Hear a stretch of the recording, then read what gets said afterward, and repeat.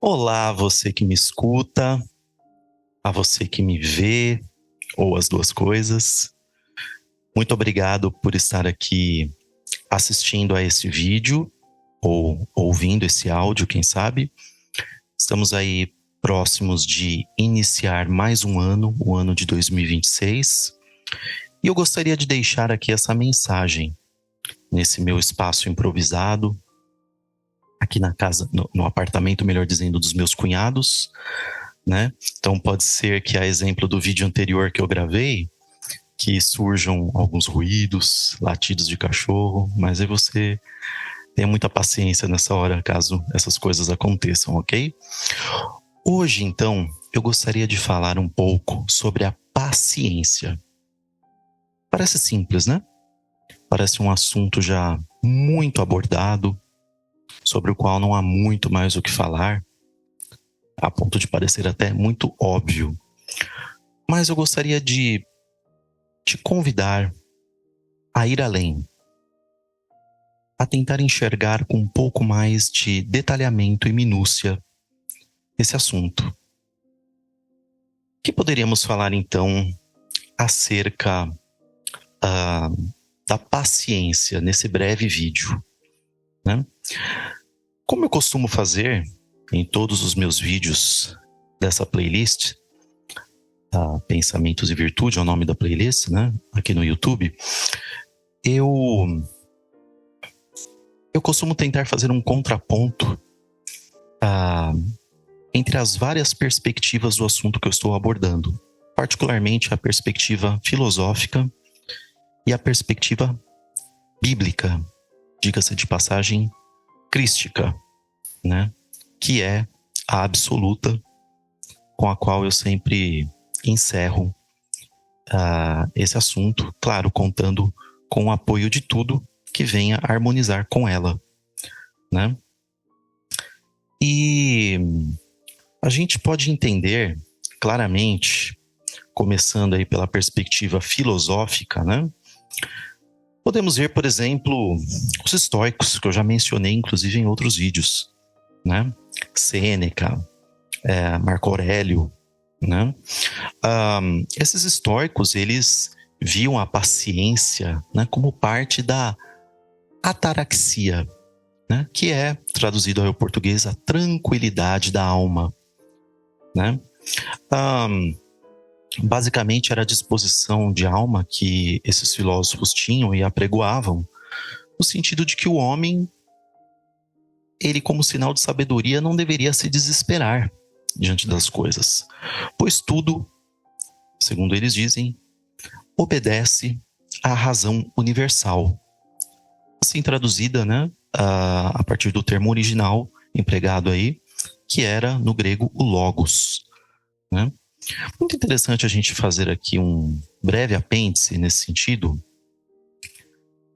Bom, acho que eu não vou fazer agora, mas mais para frente eu vou lembrar sobre esse apêndice para a gente não atropelar. Afinal de contas, estamos falando de paciência, né? Então vamos com muita calma em busca da perfeição, né? Temos aí também Plutarco, né? Que afirmava que a paciência tem muito mais poder do que a força, né? Temos Aristóteles, né? Que fala da praotes, da mansidão, né? Que é o suportar alguma coisa sem ira. Mas ainda falando um pouquinho mais sobre os estoicos, essa tal ataraxia, né, que eles falavam, tinha muito a ver com você aceitar renegadamente a imposição do destino, né, estabelecido pelo Logos, né? E tal como um cachorro, né, que estava ali amarrado a uma carroça, por exemplo, a um veículo que fosse, você só tem duas possibilidades: ou você se recusa a andar na mesma direção desse veículo que está te conduzindo, aí você vai ser arrastado e vai se machucar, vai doer muito mais, ou você aceita a condução desse veículo e segue junto dele. Eles não tinham exatamente uma ideia precisa desse destino, mas o aceitavam, né? Eu disse que eu ia fazer um contraponto com o cristianismo, com o evangelho, com Cristo, melhor dizendo, e vou fazê-lo mais adiante. Tenha paciência. Na filosofia cristã medieval, a gente tem Agostinho, né, Santo Agostinho, que vai falar ali da esperança, do sofrer com paciência, né, como simbolizando aí participar da paixão de Cristo, ou seja, seguindo os passos de Jesus Cristo, que ensinou e viveu a paciência, né? E aí a gente tem no caso, por exemplo, falando com mais detalhe a respeito da paciência segundo o andar de Cristo, a gente tem ali toda a trajetória de Cristo com os discípulos, em que Cristo claramente tinha paciência para com os discípulos. Por 3 anos ele teve que suportar ali homens que, após tanto verem seus exemplos, tanto ouvirem seus ensinamentos, ainda falavam absurdos às vezes, né? E mesmo quando essa paciência, assim, às vezes se vê um pouco em erupção, digamos, o que pode acontecer, e é até normal, Cristo nos ensinou. Isso significa que nós devemos manter a paciência, a serenidade como padrão absoluto e perfeito em todo o tempo. É um desafio, mas é algo que a gente tem que cultivar à medida em que a gente vai praticando. E acredite, os benefícios são inúmeros, né? Então a gente tem na Escritura, por exemplo, Salmos 41, capítulo 40, versículo 1, esperei com paciência. Romanos 12:12, perseverai na oração, ou seja, orar pacientemente, e a prática contínua da paciência leva à perseverança, né? E aí, ainda falando da experiência filosófica, né? A gente tem ali Tomás de Aquino, que vai um pouquinho além, fala da paciência como uma virtude moral que modera a tristeza, que impede que ela nos leve ao desespero, mas não pela paciência em si, mas porque ela nos faz permanecer em Deus, né? De maneira que a gente não perca o foco da verdade eterna, e ao olhar para a plenitude do que Deus é e faz e tem como vontade eterna, usar tudo isso para que a gente tenha esperança e alegria, né? Isso gera uma fortaleza em nós. Temos aí a filosofia moderna, Descartes, né? Ao romper com todos os padrões estabelecidos até então, vale muito a pena ler as obras de Descartes, né? Ele nos ensina a perseverar na busca pela verdade, né? Kant, por exemplo, vê a paciência como parte do dever moral, né? Ou seja, suportar as adversidades sem nunca perder a dignidade e o norte da razão, né? Nietzsche tem uma perspectiva muito interessante sobre a paciência. Ele apregoa uma paciência ativa, né? Porque a paciência, muitas vezes, até mesmo no meio cristão, por que não, ela é vista como algo muito passivo, né? Você, supostamente, nessa paciência passiva, você simplesmente aguarda e deixa Deus fazer o que tem que fazer. Mas a paciência ativa, que inclusive o Evangelho e Cristo nos ensina e que Nietzsche destaca, né, é uma longa obediência, uma força criadora, é uma paciência ativa que trabalha na realização de grandes obras, fazendo o que nós devemos fazer, mas com a moderação da calma, da serenidade, da paciência, da perseverança para esperar o tempo necessário, a fim de que as sementes que nós semeamos com a nossa atitude, com aquilo que cabe a nós fazermos, frutifique no seu devido tempo, respeitando o processo natural das coisas, né? E nós temos aí já na filosofia contemporânea, né, alguns existencialistas, como por exemplo o Sartre, né, que falam assim da paciência como uma coragem de continuar.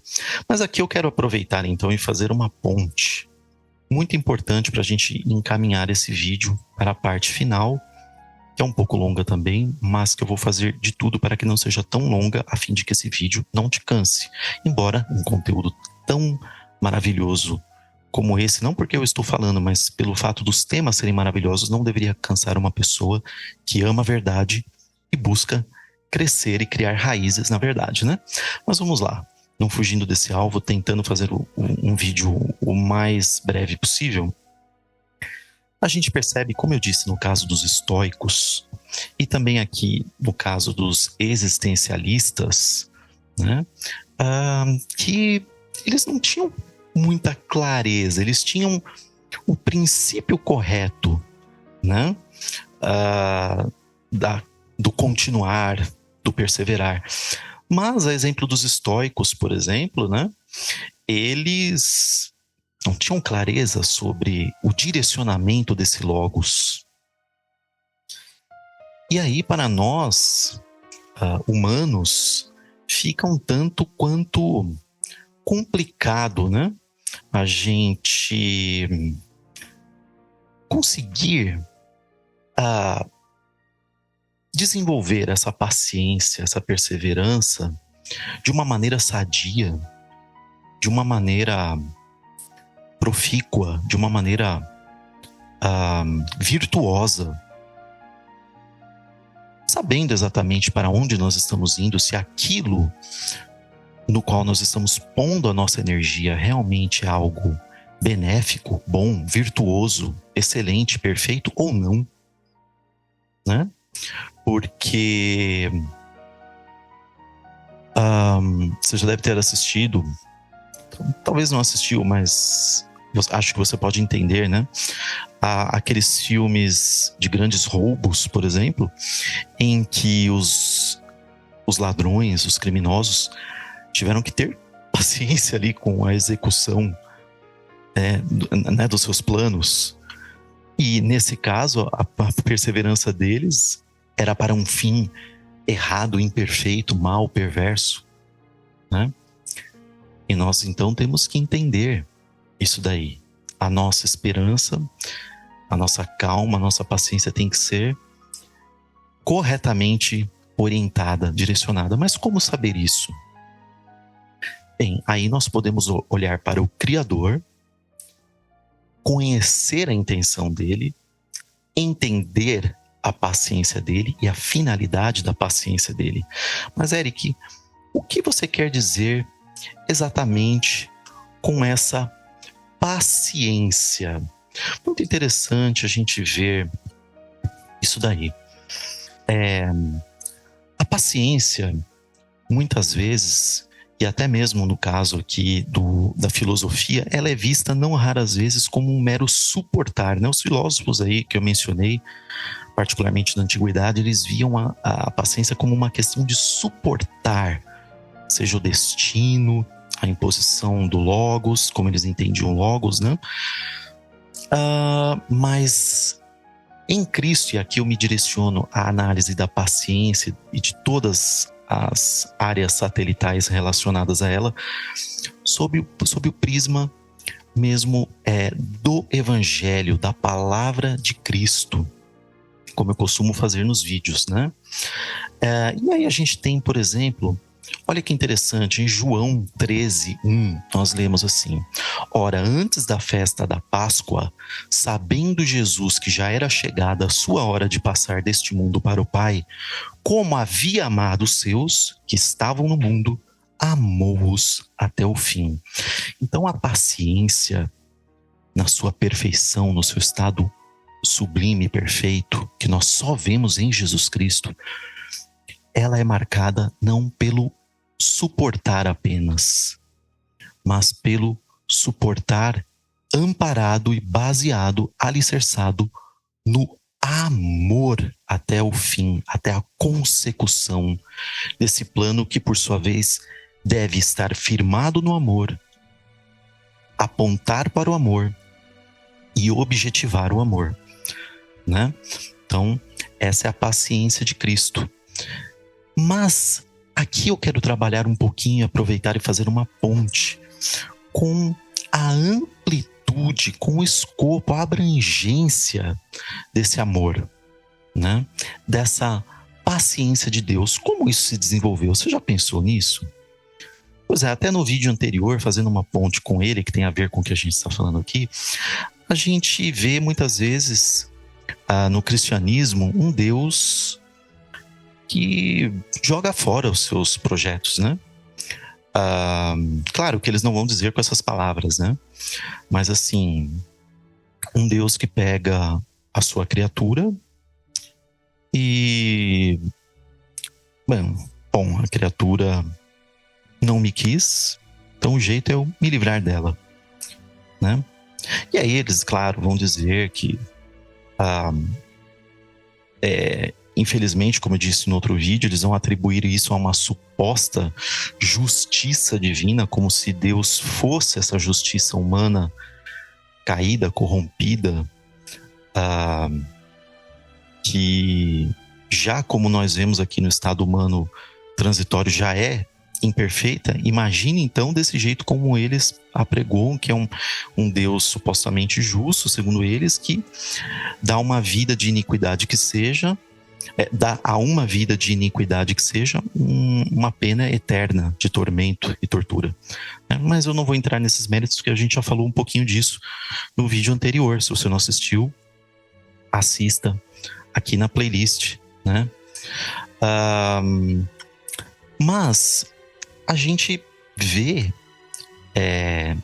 esse Deus aí, segundo o cristianismo, que ou vai para esse lado que eu acabei de falar, ou simplesmente ele chega e, bom, eu tentei de tudo, o ser, seja um anjo, seja um homem, enfim, não me quis, se rebelou, então eu vou simplesmente tirá-lo de mim. Você sabe, o Evangelho fala, Deus é a vida. Deus não tem vida, Deus é a vida. Então, a partir do momento em que um ser é tirado dele, ele deixa de existir, né? E aí esse Deus simplesmente faz isso. Mas veja que, e aqui eu não quero te cansar, tenha paciência comigo que você vai ver onde eu quero chegar. Veja que Deus, a paciência de Deus não é incerta, não é imprevisível, não é passível de ser falida. A paciência de Deus se dá porque Deus, e a palavra de Deus diz isso claramente, todos os planos de Deus vão se concretizar, né? E eu gostaria de falar um pouco disso. Veja que queria aproveitar o ensejo, né, e falar um pouco, brevemente, e para encerrar, para eu não te cansar, queria falar um pouco sobre esse projeto de Deus e que paciência é essa que Deus tem, que é perfeita e que me anima a segui-lo nesse projeto, né? Bem, nós vemos ali em 1 Pedro, né? Depois você pode buscar a referência se você quiser, que eu não tenho ela exatamente de cor aqui salteado, né? Mas você vai ver, por exemplo, em 1 Pedro, também Apocalipse 13:8 menciona. Agora, 1 Pedro, realmente eu vou precisar dar uma checada aqui. 1 Pedro 1:19 ao 21, né? 1 Pedro capítulo 1, versículos 19 ao 21, e Apocalipse 13:8, Apocalipse capítulo 13, versículo 8, vai citar o Cordeiro imolado antes da fundação do mundo. Você já parou para pensar sobre isso? Pois é. Mas o que acontece? Porque muito crente lê isso aqui, muito cristão lê isso e acha que entende e passa para frente. Não entende, né? E aqui eu gostaria de me ater um pouco mais a isso. né? Por quê? O que significa isso daí? É a base da paciência de Deus que, como eu disse, não tem um alvo incerto, nebuloso, mas tem um alvo determinado, certo, perfeito e que inevitavelmente e de forma perfeita será atingido e cumprido. Todos os propósitos de Deus são cumpridos. E a vontade de Deus é boa, perfeita e agradável, como eu também já disse em vídeos anteriores, né? De maneira que o que eu estou querendo dizer com tudo isso, talvez você esteja cansado, vai logo ao ponto, né? Tem pessoas que falam, vai, chega logo ao ponto. É porque as pessoas hoje vivem no imediatismo, que é o contrário da paciência, né? Elas não querem construir um caminho de conhecimento, ter um conhecimento completo, amplo, não, elas querem o final da história logo.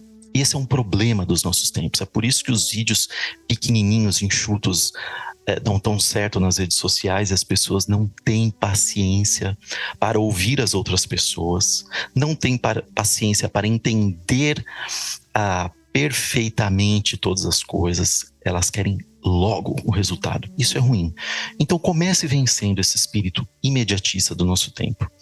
Ok, mas voltando ao que eu estava falando, né? A gente vê nesses 2 versículos que eu mencionei de 1 Pedro e Apocalipse, que Deus, ao criar, ele já sabia da inevitabilidade da queda. Deus já sabia. Quando Deus pensou em criar, e ele optou por seres que tivessem e dispusessem de livre arbítrio, que pudessem escolher o que fazer, ao tomar essa decisão, que é a perfeição, não robôs, mas sim seres conscientes de si mesmos, que na sua evolução podem optar por querer a Deus ou não. E Deus, ao tomar essa decisão, que é perfeita, que é a perfeição, sabia da inevitabilidade da queda e da demonstração do caráter de Deus na consciência desses seres, que não poderia ser meramente teórica, mas que teria que passar por uma experiência com o Criador de ordem prática. Experiência essa de ordem prática, né? Porque a criação só poderia saber acerca dos atributos de Deus. Eu não gosto muito de falar de atributos de Deus, porque parece que é algo que Deus tem ou não tem. Não, Deus é cada um dos seus atributos. Deus é amor. Deus é luz, né? Mas voltando à questão, pegando de empréstimo esse termo ainda que eu não gosto muito dele, mas a criação, os seres dotados de consciência acerca de si mesmos, na sua experiência de aprendizado, de crescimento, só poderiam aprender o que é o amor de Deus, e ainda mais que Deus é amor, ao testemunhar esse amor de forma prática com Deus, vendo Deus vivenciar isso. Isso é orgânico, né? Sabendo disso, quando Deus consentiu com a necessidade da criação de passar por tudo isso que eu descrevi, Deus aceitou passar Deus aceitou passar por todo o processo de redenção necessário para que a criação o pudesse conhecer e seguir plenamente. E isso incluiria a manifestação histórica de Deus em carne por meio de Jesus Cristo, até contemplar tudo que Jesus Cristo fez e vivenciou aqui na materialização do ápice do plano de redenção de Deus para com a criação, né? E Deus foi muito paciente. Pense um pouco nisso. Pense em toda a paciência que Deus teve. Inicialmente, Deus elegeu, após a queda do homem, na verdade, lembrando, a queda do homem não foi a primeira. A primeira queda se originou lá com o querubim caído, como lemos em Ezequiel 28. Após essa queda e consequente rebelião daqueles seres pré-adâmicos, Deus reorganizou toda a criação, como lemos ali nos primeiros versículos do capítulo 1 do Gênesis, criou todas as coisas aqui na Terra, a partir da recriação que Deus iniciou, incluindo o homem. O homem caiu, o que também não foi surpresa para Deus, que já sabia disso.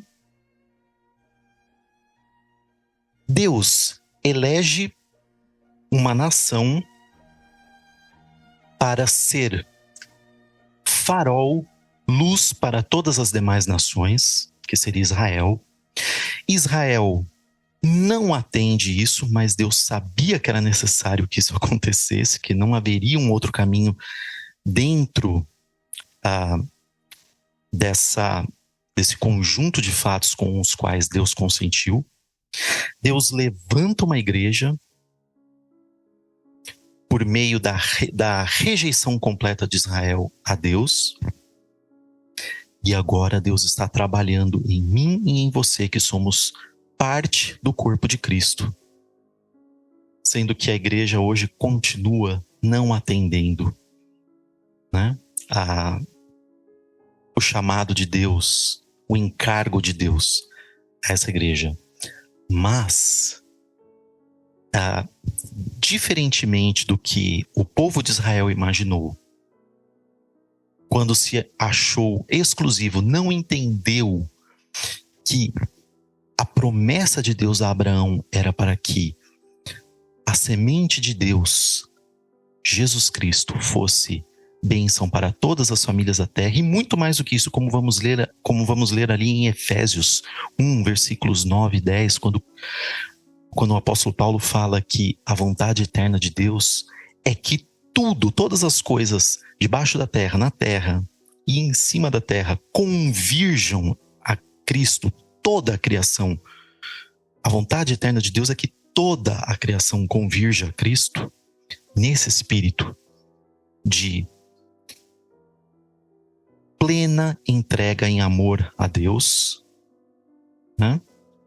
Amando a Deus, cada ser, por meio do amor ao próximo, que se dirige a Deus diretamente, e Deus amando a criação, ou seja, numa mutualidade de entrega em amor.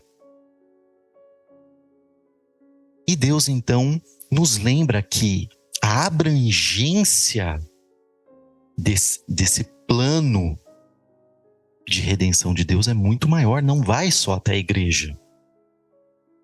E que Deus não é falível como o homem é. Muitas vezes, quando o homem se propõe a ter paciência com algo, mas não tem os meios devidos para cumprir aquilo lá, seja por falta de paciência, e ou por falta de capacidade, e ou por objetivo ou objetivos errados. No caso de Deus, o objetivo era perfeito e a paciência para a consecução do objetivo também era perfeita.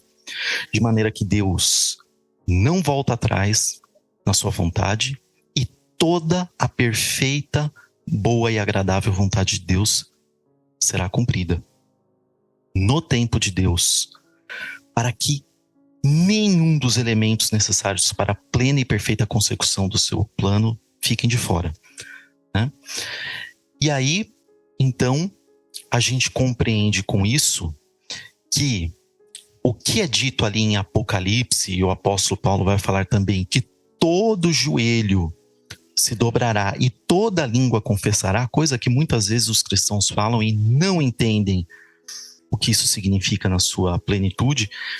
Isso significa que toda a criação se dobrará diante de Deus e se entregará a Deus em amor perfeito e com sinceridade, ao cabo do cumprimento da vontade eterna de Deus. Então, para encerrar aqui, que você Entenda que se um homem, ao final desse processo de redenção, não se dobrar diante de Deus, Deus será falhado. Pare para pensar nisso. Antes de você responder para mim, com todo aquele seu arcabouço e repertório teológicos impensados, imperfeitos, prontos, pense criticamente nisso. Jesus uma vez disse que aquele construtor que pretende construir alguma coisa e que ao iniciar a sua obra não consegue concluí-la por qualquer motivo que seja, terá falhado. E pior, as pessoas vão olhar para aquilo e vão falar, tá vendo? Ele começou e não conseguiu concluir. Porque aquele projeto foi imperfeito por não ter sido concluído, seja por que motivo for. Deus, então, se perder um de seus seres, terá falhado na execução do seu plano. Porque ele terá criado esse conjunto de seres, toda a criação, e um elemento da sua criação não pôde ser redimida. Então Deus falhou. Veja que isso é muito sério e eu peço para que você, antes de me criticar aqui no vídeo, pense sobre isso, mas pense com carinho. Isso significa que o plano de redenção de Deus é longo, é paciente, porque Deus não tem pressa de ganhar totalmente todas as consciências de cada ser consciente de si mesmo e toda a criação. E essa é a paciência absoluta e é o único caminho e a única paciência em que nós podemos pautar e alicerçar as nossas paciências, que são a paciência de cada um de nós, para que a nossa paciência seja perfeita e tenha como objetivo a perfeição, que é Deus. Seja lá o que você fizer, seja o seu negócio, seja a sua formação, seja o seu trabalho, qualquer coisa que seja, se a sua paciência não estiver fundamentada e alicerçada e em plena harmonia com não somente o conceito da paciência perfeita de Deus, mas com a totalidade que inclui o objetivo perfeito de Deus, a sua paciência sempre será vã. Pense nisso. Espero que você tenha sido abençoado. Tenha um excelente 2026 e que Deus te conduza ao caminho da paciência perfeita e da perfeição. Deus abençoe.